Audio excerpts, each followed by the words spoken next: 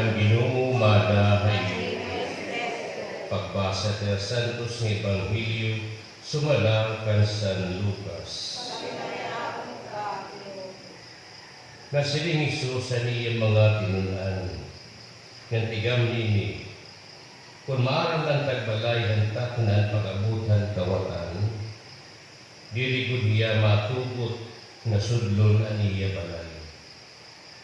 Ngan pag-andam man liwat kamo, kay maakot na antak na ang tao, hatak na nga dirini, anak ang tao, hatak na nga diriniyo, gimpapamulat niya.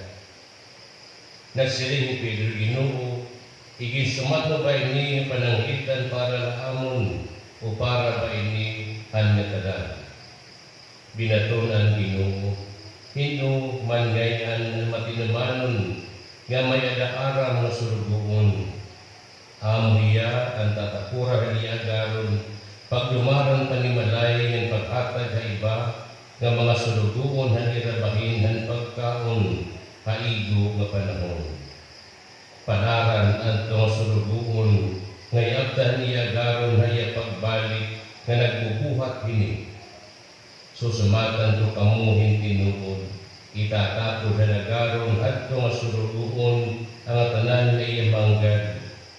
Kundi kung sundirin na iya lang ahaw at mga surugoon, may hapabumalik na ako nagaron ngan magtigang niya pagpinanlatuban iba nga surugoon nga kalakin ano kabayinan ngan pagkinaon pag-ininom ngan maghinuog niyan mauli na garon na adlaw nga diri niya ginpapamulat ang surugoon nga natak na nga diri niya ginbabaroan. Pagkakastiguhon niya garon ngan pangdito niya sirot ang mga diri magtinuman. Ang surugoon nga maaraman karuyag ipabuhat haiyan niya garon diri nagaandam nga diri nagbubuhat ang karuyag niya garon pagkakastiguhon hindam mga paglatog kung ang surugoon nga diri maaram ang karuyag niya garon nga nagbubuhat utang nga angay paglatog kakastiguhon hindi damo nga paglatog. Ang tao nga tinagan hindamo, aaruan hindamo. Nga ng tao nga gintagan hindarodamo, aaruan liwat hindarodamo. Ang Ebanghelyo ang Ginoo. Sugad nga kita na malandong, hanaton kaangayan niya pag-andam, ang pag-abot ang Ginoo. Kaya maabot ang Ginoo, siring niya hatak na nga diri kita maaram.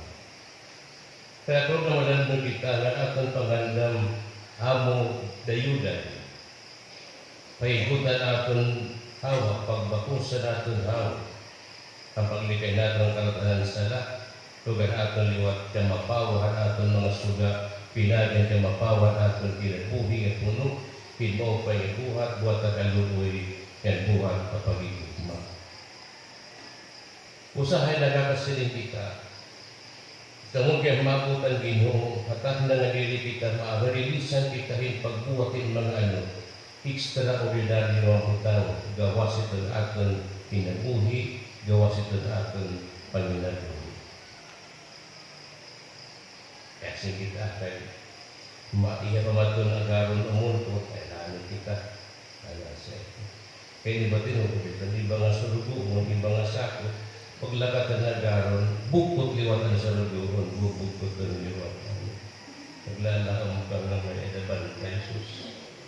Wala na yan tao, bukot liwat. Kaya mo ito siya pindakat is away, the mouse will play.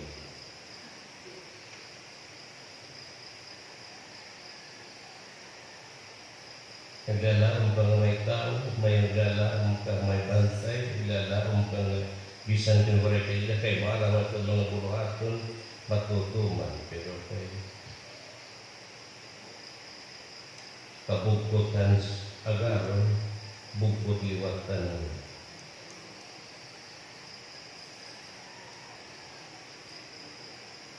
Pagyan hindi ka ang kadiin na ano na waray na. Hinapta na nga niya itong waray na.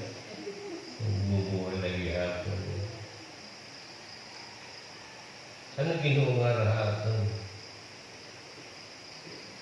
Kaya natin ginbasang Ebanghelyo sisiri niya aton. Palangan na ito masululuon ni Abda niya garo na iya pagbalik na nagbubuhat nini. Anagit para aton is not to do extraordinary things, but to do our duty, our ordinary things, ito na aton pinabuti. Pero sila naton pangandam, ang aton kalalaringon, ang pag-abot ng Ginoo, dili kay gawas, ito na aton kinabuhi, ito na aton panginabuhi. Dili gawas ito na aton pangandam. Kundi adat ordinaryo na butang ito na aton kinabuhi. Ordinaryo gala ipagin amay ang iruya panimalay. Pero but if you do it with love, with faith, ordinary things becomes extraordinary. Dili kita gisusupul pinagitan aton mga talagsaon ni buhat. Gisusupul kita pinagitan aton ordinary nga mga buhat. How faithful we are. We are called to be faithful. We may not be successful, but we must be faithful. Palangan ato nga sulubong nga nagtutuman kanyang buruhato na pag-abutan niya garo. Ampun tayo, di kita makapalisan ito mga talagsaon ng mga utang, but to fulfill our ordinary duty.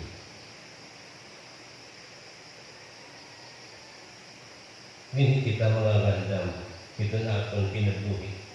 Hani kita pangangandam, ito na atong pagsangkot ang kinabuhi nga natin.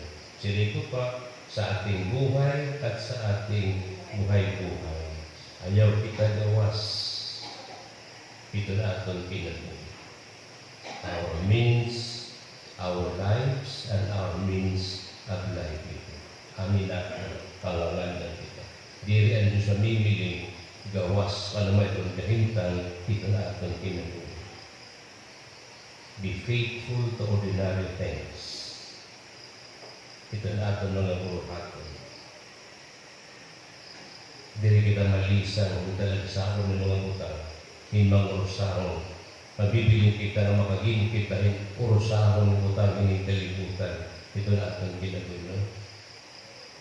Kung na atong ordinaryo nga buruhaton, atong panimalay, atong liburan, kung naman yung tawag kita, anuman na klase yung kinabuhi. Panunod kita, alto na atong itong matinamanon, dili tungong kay basi kita pagdayanon, kundi kay basi kita matapos makasangkutan langit, na ginandam para aton, na matapos kita pagsurako ang pag-abutan nimo.